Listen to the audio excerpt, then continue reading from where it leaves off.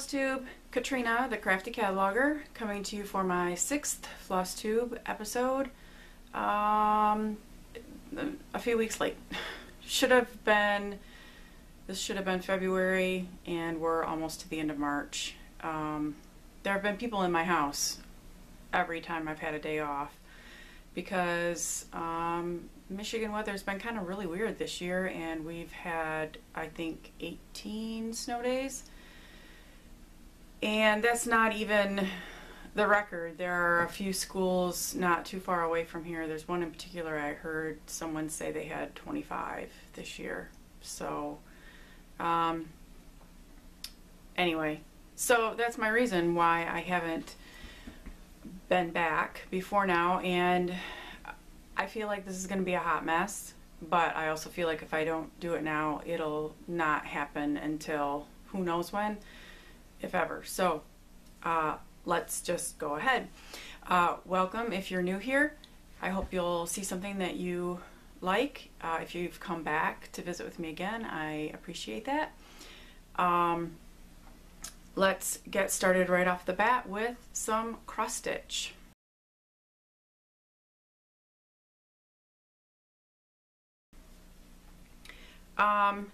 Still participating in the School of Magical Stitches and Literature group, which I will refer to as SMSNL because it's easier to say.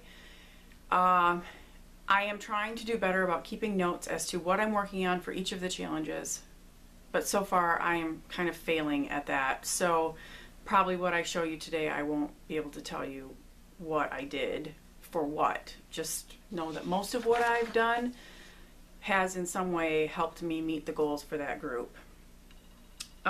So to start out, last month I told you I was going to start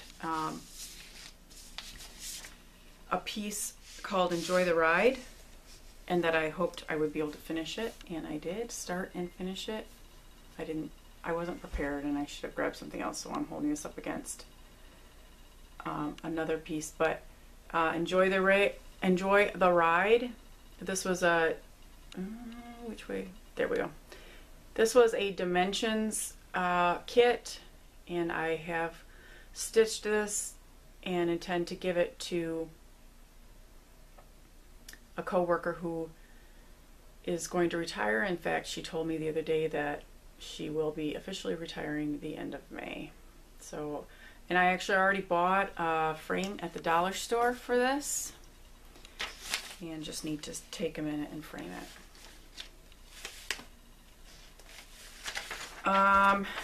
Let me consult my notes. This was a good month and a half for finishes. I also finished the Halloweenies piece. This is a Plum Street Samplers piece that I was doing for my sister-in-law, and I have plans to do more of these pieces so that she will have several throughout the year that she can switch out to go with the seasons. This was done on the called for with the called for threads and on the called for fabric as noted on the pattern. So I need to get that finished, but I might have to wait. I'm going to have to wait until I can find some Halloween fabric to finish that one off. Last month I said I was going to start, for the New Year, New Start on the 19th, I was going to start a piece called Music and Books, which is a Little House Needleworks pattern. I did indeed start it, and I finished it. This one I also think, I'm not sure how I'm going to finish it yet. Would love to find just a simple square frame to frame it, but I think I will probably take it and hang it in my office for a while. But that's cute and I like it.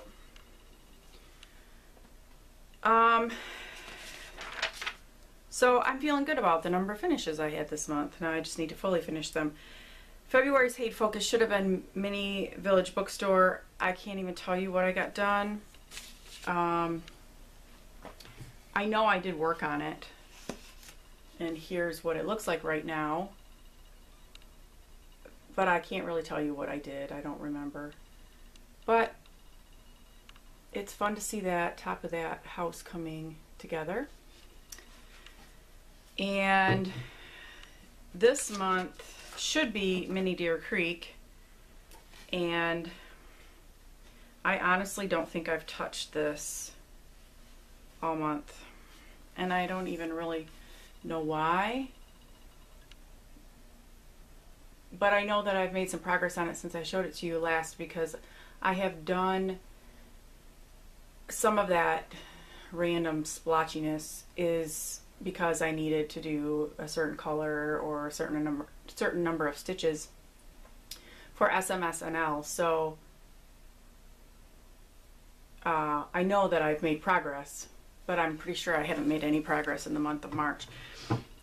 And I'm hoping maybe this weekend I can find some time to do that. I have also been working on Every Bird Welcome, which I started as a sale with, along with Taryn over at TV Designs. She's finished hers. Hers looks great. She did it on a yellow fabric, which I think turned out really nicely. I do know that like a lot of this right in here was done because I needed the stitches, and it worked out for SMSNL, and this down here as well, this checkerboard. I would really like to finish this one this month. This is one of my goals right now. One of my plans is to try to get this one finished up. I feel like it's a good piece that should be out for display right about now because birds and whatnot. So I'd really like to finish this one up. So I'm going to kind of try to focus on this one and try to make it fit wherever I can to get that finished up. I didn't bring over to show you the one called Friends Through Thick and Thin, although I have worked on that some. That one I also hope to get some good work put in this next month, but I'm just trying to make it fit wherever I can so that I can get some stitching in on that. One of the requirements for this week's homework in SMSNL, no, not this week's homework, I take that back. It's March and April are together because now the books are getting longer, so now we're doing 2 months for every book. And so the extra credit for March and April, one of the items that we can do is pull out a piece from the 1990s or earlier, because Hermione uses the time turner, so we're going back in time. So I had to really dig in my stash, in my stuff, because the only thing I could even think of, I wondered if I had an older pattern that maybe I could pull out and just, you know, something small that I could start and say that I was doing, even if I started it and didn't do much with it. But then I thought, I hate to do that. I really only have 2 pieces that I would consider UFOs, and this one is one of them. And here's where it stands right now. I just dropped something.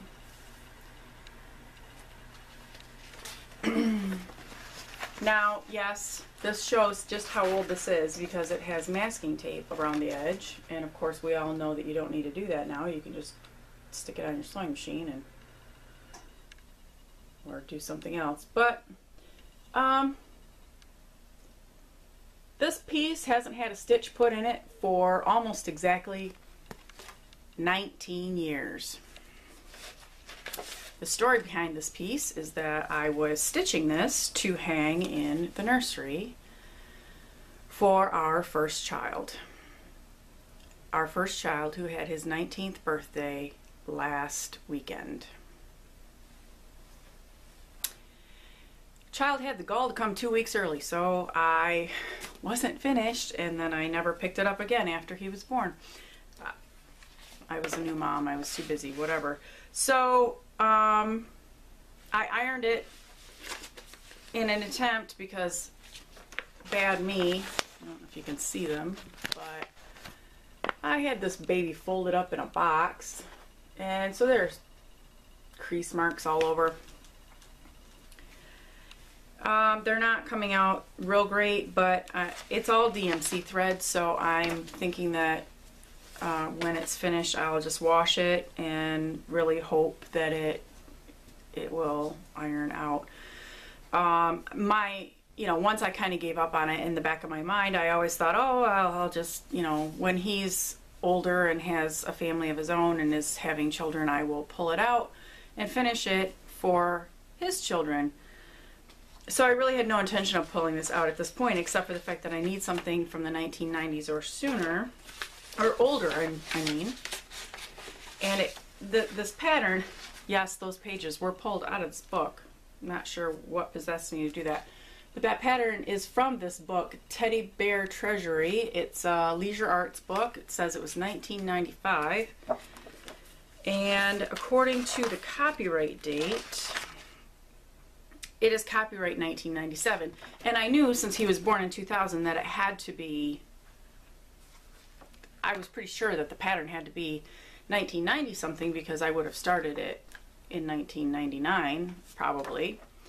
There are actually a few patterns in here that I still think are kind of cute, and I would maybe still consider doing, even though it is very 1990s, but it did come from this book, and it will get at least as much, it will get as many stitches added as I need to add to the extra credit, but then I think it might also fit in one of this week's homework assignments, so it might get a little more.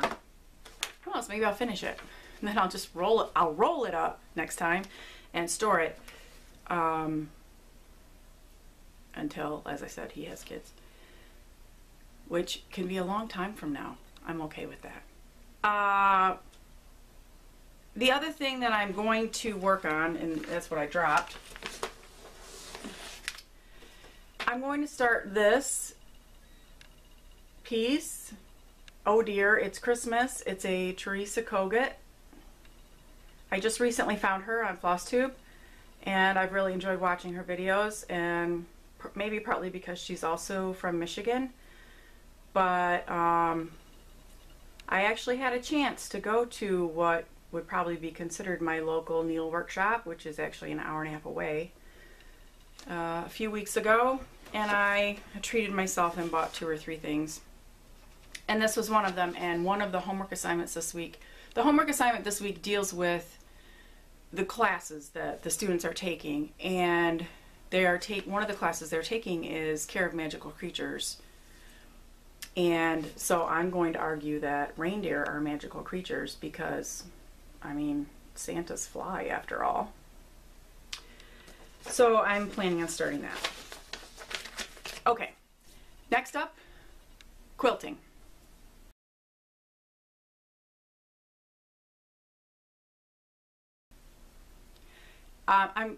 This segment's going to be real quick. I actually have made progress on my niece's quilt, and I will put a picture in right here because I took a picture the other day when I had it hanging up.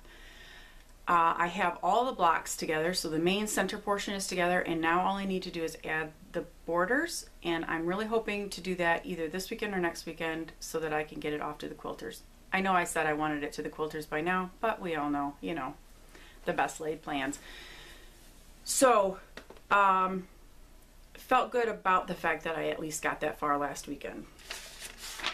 And that takes us to knitting.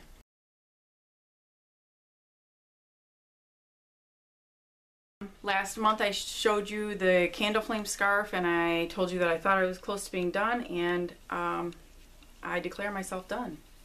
So there again is the pattern. I still have to block it, but here's all of it. I still have to block it, but I'm not really in any rush to do that because although spring came yesterday along with some more snow from Michigan, we all really think spring is probably right around the corner. So I'm really not going to be in much need for this scarf at this point. Plus, I don't have any blocking mats, and I want to buy myself a set, but they're kind of pricey, so I've just kind of been waiting, and I'll probably put off buying those until I have a couple of things to block, and then I'll buy them, and then I'll do both things at once.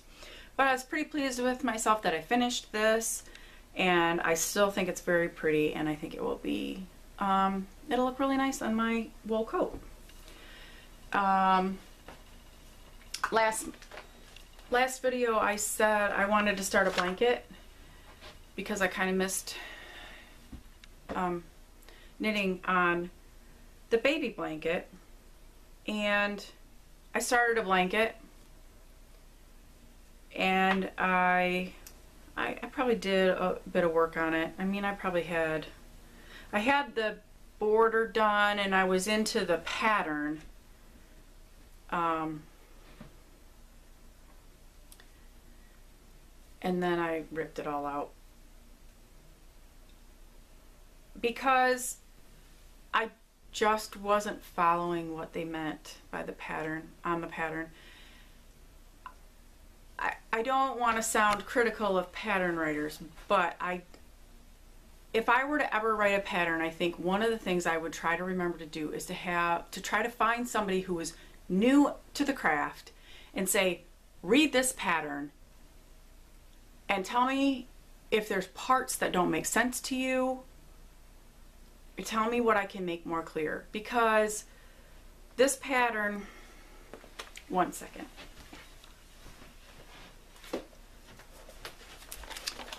This pattern was for this surf and turf cabled blanket. So it was supposed to look like that. So once you get beyond the border, you're doing a couple of different cable patterns. I don't find cabling difficult. I mean, obviously I haven't done a lot of it, but I did learn to do it for a hat or something I did a while back, and I didn't think it was difficult. It's fiddly. It's definitely fiddly, but it's not hard. But so there are two different cable patterns within this pattern. And I understood that, and I understood how the cabling pattern worked. But so you do these rows, and it says complete the whale antler patterns a total of 20 times. Okay, but when you look at the whale and cable or whale and antler cable patterns, they have rows within themselves. 4, 5, 6, 7, 8, 10. So I think there's a typo in there. And I looked on Ravelry and I dug around, because I know sometimes if there is an error they'll post. And someone had posted that he missed row 9, and his answer was no, there's only 8 rows in each of the cable patterns. And that person didn't write back and say, well, you have a row 10 on there, and that's what's confusing me. And but my brain is still having a hard time going, how am I supposed to repeat this 20 times if each row only has 8? Even if I couldn't figure out how to make the 8 row cable patterns and the 20 row repeat. That wasn't making sense to me, and I didn't want it to be that hard. That was the one thing about the baby blanket, was that it was a 6 row repeat, and it was super simple, and only that one row did you really have to pay attention, and you didn't even have to pay attention that closely. And that's, I think, what I liked about it, because I could sit and do that in the car and I could still chit chat, or if I was with somebody and I wanted to work on it, I could do that and still chit chat. So I ended up starting a different blanket, this one, which is called Textured Blanket, and so it's pretty simple. You can see it just has these ribbed rows through it, but I think it will look nice. I am doing it with this yarn that I showed last time, the two-tone blue, so I'm hoping that that will turn out nice. And again, this blanket has no purpose at this point. It's just something to knit for the sake of knitting. So I actually pulled it all out and restarted it last weekend. So I mean, I don't have, I only have 2 or 3 rows on here. If you knew me in real life, you'd know that math is not my strong suit. In fact, it was probably my worst subject. And well, I don't know, art wasn't exactly Believe it or not, I wasn't very good in art class either. You know, if cross stitch had been a part of art class, maybe I would have done better. This blanket, like most of the blanket patterns I found, are for babies, and I want an adult size blanket. So I was attempting to do some math. I don't know if I did the math right to figure this out to make this a larger blanket. I guess I'll have to wait and see, but I'm hoping that it will be at least large enough to be a lap blanket. It doesn't have to be like a queen size bed blanket or anything. I just want something that you could use as like a throw. So I'm hoping I did the math right in that area. But anyway, I did start that. And then I said last month I was going to start Paris and Berlin, which looks like that. And I'm happy to say that I actually did start it. And I have made quite a bit of progress.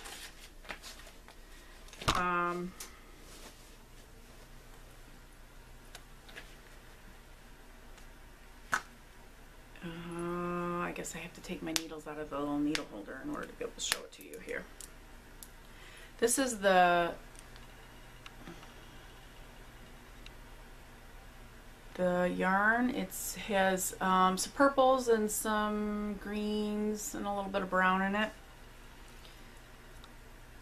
Oh, I didn't leave this in a good spot. Sorry, I'm halfway through a row. I was working on it at work.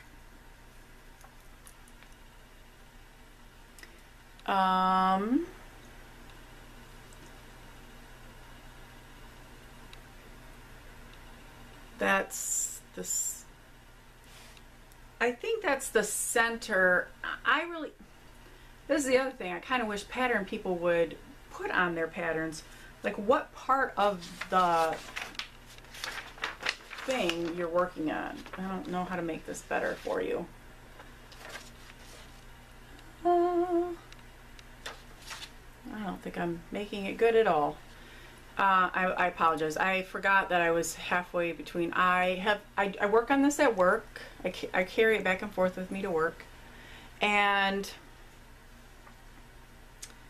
yesterday I must have gotten to a point where it was like, okay, I have to put this down because I need to get back to regular business. So I feel like I've actually made a good amount of progress. The first section of this, which, like I said, I don't really know what part of the cowl this is. I have a feeling it might be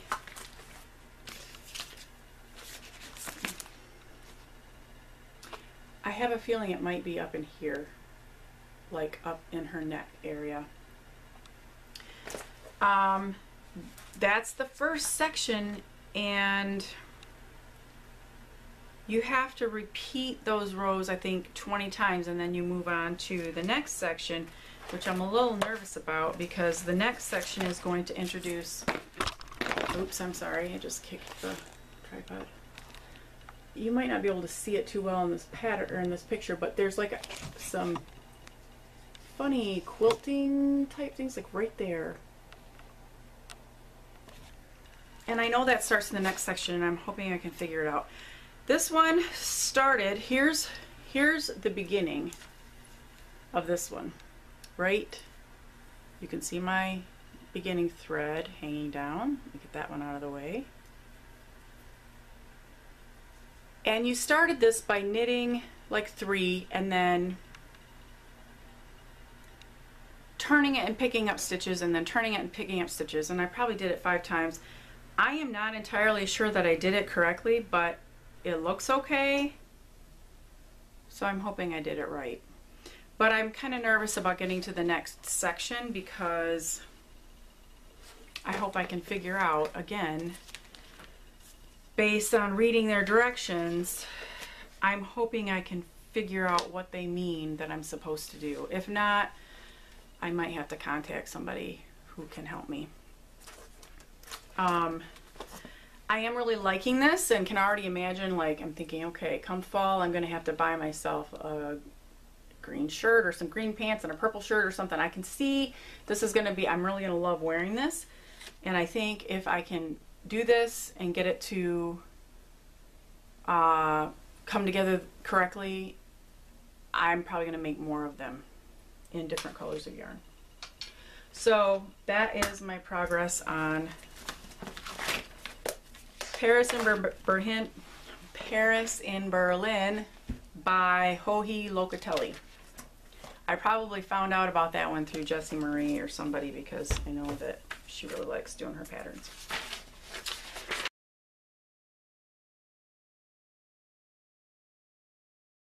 Paper crafting. Nothing to report on paper crafting. I honestly go through days where I seriously consider getting rid of 99% of my paper crafting stuff and just not having that be one of my hobbies anymore. And then I'll be like, oh no, you can't do that, because whatever. But I don't know as I really like it that much anymore. That was a hobby I started doing 15 to 20 years ago. My sister-in-law got into it, and so I got into it with her.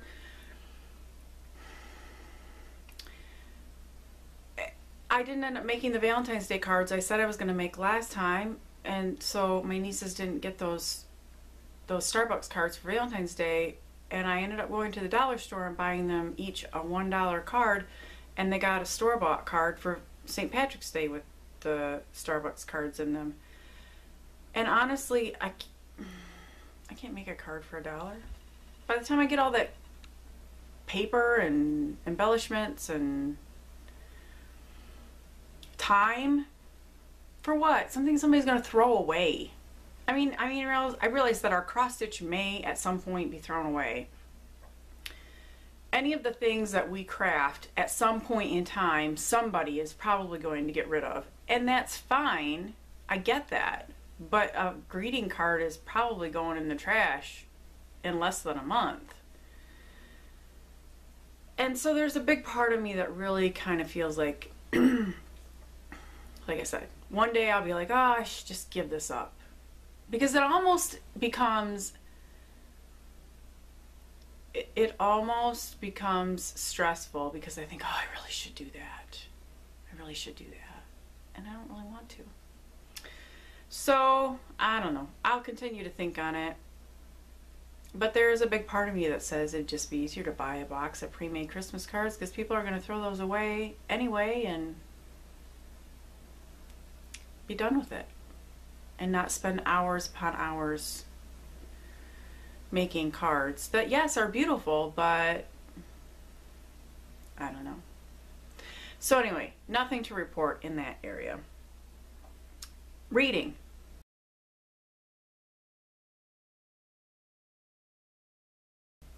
Do have stuff to report here. I finished reading Harry Potter the Chamber of Secrets. Actually, I finished listening to it, I should say. Enjoyed it a great deal, and March came and I started and listening to Harry Potter and the Prisoner of Azkaban, which we had, as I said, now we're doing 2 months per book, so I actually had March and April to get that done. I actually finished it on my way home from work last night, and I enjoyed that one as well. And what else did I read? 1 minute again.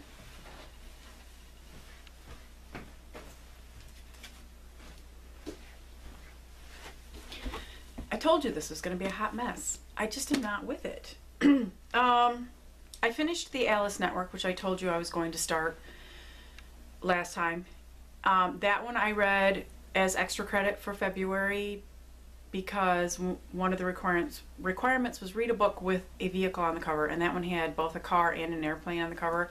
That was a book where there were two main characters, and one of them was Eve, was a spy in World War I, and then the second girl,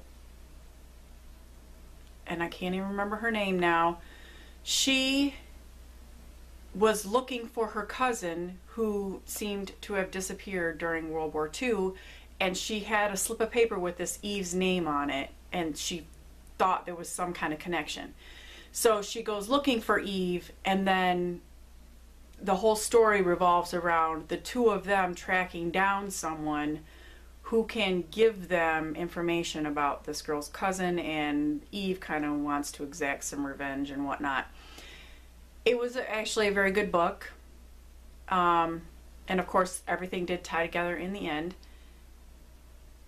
If you absolutely can't stand foul language, it's not the book for you. It wasn't full of it, but there were parts where a couple of the characters would occasionally utter a word or two. So just be forewarned.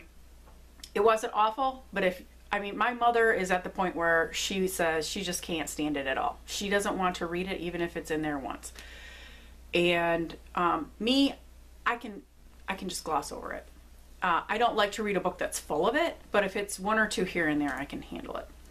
I actually can handle it in print better than audio. Is that weird? Like when I'm driving down the road and all of a sudden it's like, whoa! But anyway, it was a good book.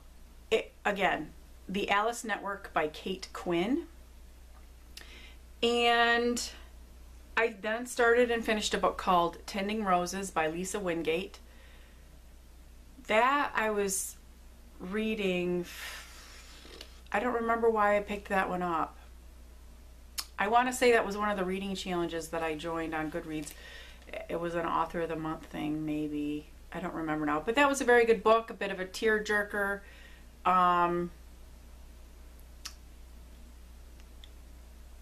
It was a very good book. It was a book about a young woman and her new baby and her husband going home to visit her grandmother for Christmas. Her father and aunt wanted to put the grandmother in a home, and she realizes that that's really going to break grandma's heart, and she starts to get some perspective on perhaps living a simpler life is better. Through her grandmother, she sees that perhaps having the boat and the vacation home and all of this stuff is just adding more stress to their lives, and that they would actually be happier if they would get rid of some of that stuff and take a simpler route. I listened to Becoming Mrs. Lewis. I will put pictures of the covers of these up here. Becoming Mrs. Lewis, and I can't right now think of who that was by, but like I said, I will put a picture of the cover up. This was a story of Joy Davidman and C.S. Lewis, how they became friends, how they met, how they ended up being married. Kind of the story of her life from her early marriage to her first husband through the end of her life. She died quite young, actually. Mixed feelings on that one. I don't really know what I expected, but it wasn't quite what I expected. It was still a pretty good book. I didn't give it 5 stars. I'd probably give it 3.5 or 4. So if you like C.S. Lewis at all and are interested maybe in a little bit about his life and whatnot, that was a good book. I just started The Little Shop of Found Things. This is the cover. By Paula Braxton. I have never read anything by Paula Braxton before. And this one I am reading for SMSNL extra credit. You can read a book that involves time travel. And this book involves time travel. This woman and her mother own an antique store, and sometimes when she picks up certain items, she's transported back. In fact, it says she's examining the chatelaine that she's transported back to the 17th century, the time of its origin. So I felt that this fit. The funny thing is, I kind of found this one totally by accident. The library where I work, our adult fiction section is broken up into 3 areas. This drives me nuts. I hate it, and I've told my boss more than once that I wish we didn't do this. One whole side of the adult fiction section is fiction. And then on the other side of the aisle, there's 3 sections of shelves that are science fiction, and then there's a break, and then the last sections of shelves on that side are mystery. I can see both sides of the argument. I get it. If you only like to read mysteries, you don't want to have to wade through all the other books. But, and I've said this for years, my mother-in-law will give us a list of books she'd like for Christmas, and I have no clue what they are. Are they romances? Are they mysteries? Because she reads kind of a wide variety of things. So I go into Barnes & Noble and I have no idea where to find these books. And of course, they don't have a card catalog to tell you what section it's in. And so I wander around the store going, well, I don't know where to find this. It'd just be easier if they'd arrange it all by author last name. And that's what I've said to my boss. If we would just put all of our adult fiction by author last name, it would make life so much easier. But he doesn't want to do that because he thinks that too many people really like to just go straight to the science fiction or straight to the mystery. Well, this is the problem. And we actually got a written complaint about this last month. And this is my complaint. Some authors, like this one, tends to write science fiction-y type stuff. And you could probably say with time travel that this might actually also be considered science fiction, but science fiction is not listed as one of its subject headings. And there are some other authors who, there are authors out there who legitimately write mystery and fiction that's not mystery. And so those authors end up being split up. And if you're a person who really likes to read the same author, you want to read everything they've written, and you can't figure out why you can't find those books because they're not with all the other books where you know that person's books are, because they're on the other side. I'm like, if we put them all together. So anyway, this was an author that someone said this author's books are split. Now, there are some authors that are split just because cataloger error, be it mine or the person before me. And I do actively try to fix those. If I come across one, or if one of the other library staffers says, hey, you know, these two authors are in two, or this author is in 2 separate places, I will take a look at it. And if they really should all be together, I will pull the books and I will fix the catalog record and put new labels on them. But, you know, sometimes even when he orders them wrong. And I don't catch it. And I try to catch it, but I'm human and I don't always catch it. Anyway, this was one of them that somebody said, well, she's in 2 different spots. So I went looking to see if I should relabel some of them. And I found this and I'm like, oh, time travel. I need a book about time travel. So I picked this one up. I'm only about 2 chapters in. So far I am enjoying it. I am kind of hoping that I can buzz through it pretty quickly because there are a lot of extra credit things that you can do this month. And I'd like to tackle as many as I can.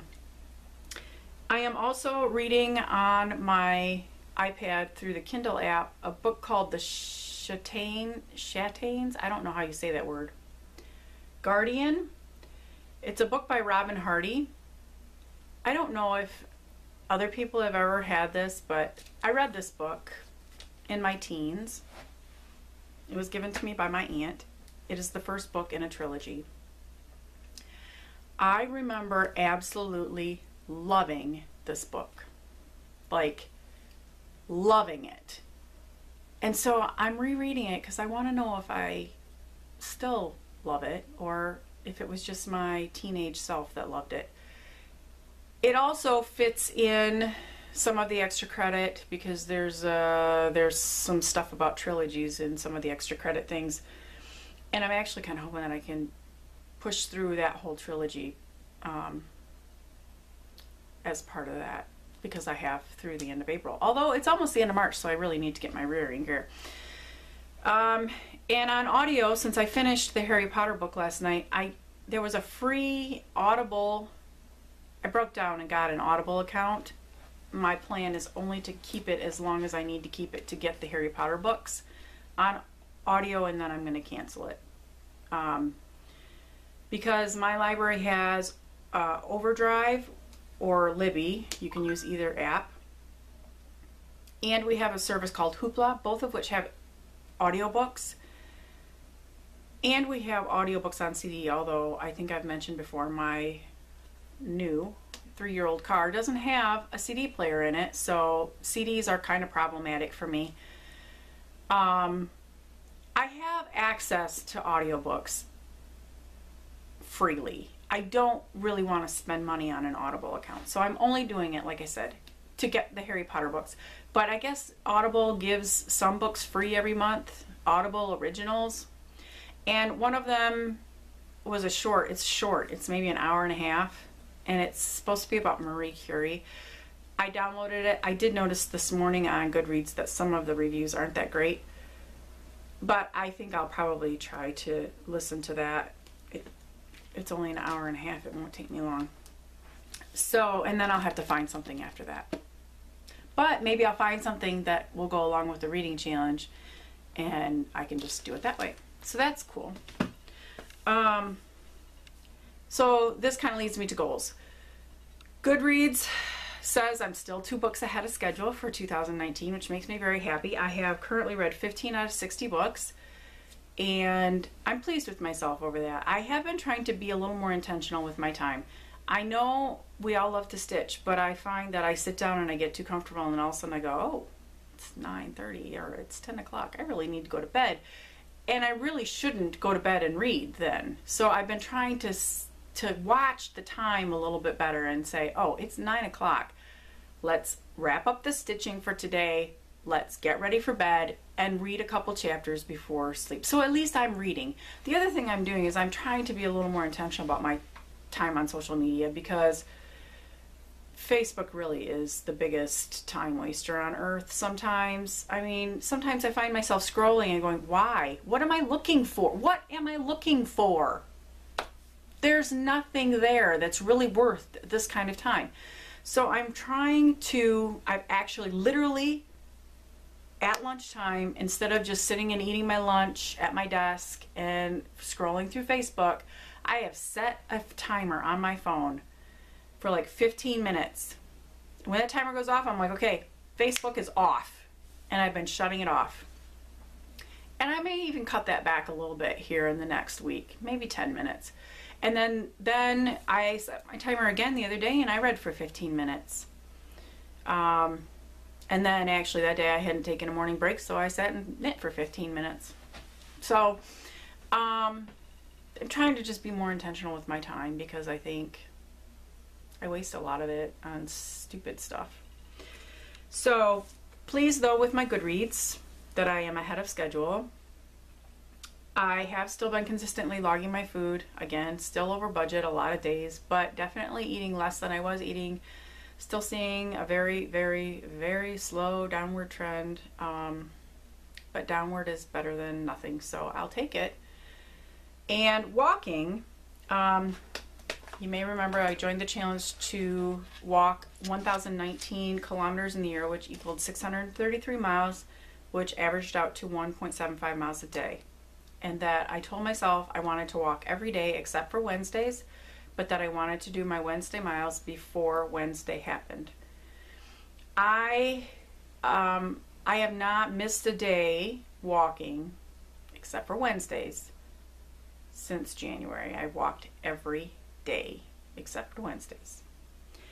I am currently, so far this month, well, last month in February I walked 24 out of 28 days, so the 4 Wednesdays I did not walk. I walked 57.39 miles in the month of February. So far in March, I've walked 17 out of 20 days, so again, I've only missed Wednesdays. I have walked 45.49 miles, which puts me 12.24 miles ahead of schedule this month and makes me approximately 22.62 miles ahead on my yearly goal. The break in the weather in the last week has been absolutely fabulous. I have actually been able to walk outside several times, and much as I hate the time change, it has been wonderful. There's actually daylight at the end of my day.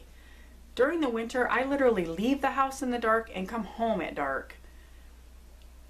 And so there's no walking outside.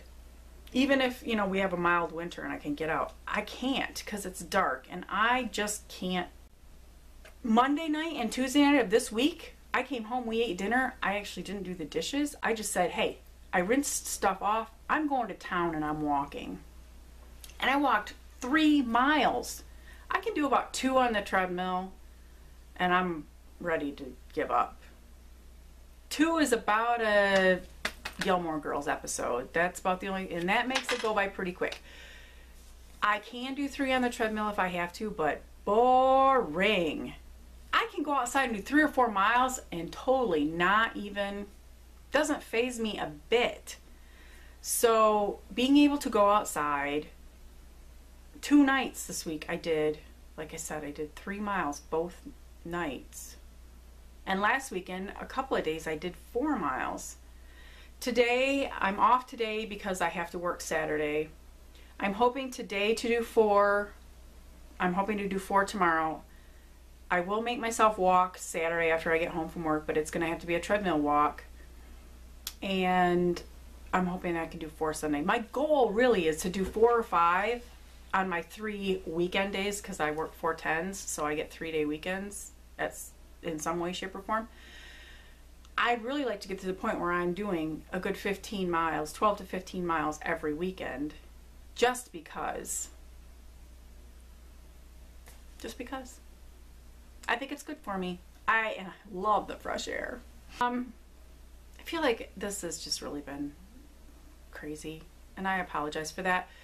I hope everyone's having a great beginning of spring. I have been trying to watch a lot of Flosstube. Some people I've been catching up on recently, Jen Upton from Upton Stitches, again another fellow Michigander. I just checked out Eclectic Reads, which I know a couple other people have talked about. He's also from Michigan. He has a lot of huge projects. These people who start out stitching and they go straight for the big stuff, I'm just totally, like, kudos to you. I'm amazed. I mean, considering my first cross stitch piece was, you know, like just a little tiny thing. Sammy J Stitches, she is just fun to listen to. I want her job. I mean, it looks like she basically gets paid to sit and wave at people and stitch all night, so sounds like a great job to me. And she has some great pieces and it's fun to see her progress on stuff. And then somebody that I've really has kind of gotten to be a Sunday habit is Christine over at Stitch All the Things, because she does hers vlog style and she seems to put them out on Sunday morning. I fold a lot of laundry and stuff while watching Christine, but she keeps me great company and I love to see her projects as well.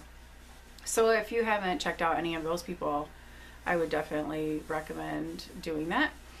But I think that's it for today. So I'm going to get this on the computer, find myself some lunch, try to get it edited pretty quickly so that I can go take that 4-mile walk. Have a great spring. I probably won't come back the first part of April since it's like 2 weeks away. I'll try to come back maybe the first part of May, and then I really don't know what I'm going to do for the summer because there will be people in my house all the time. So, and I will see you probably at the beginning of May.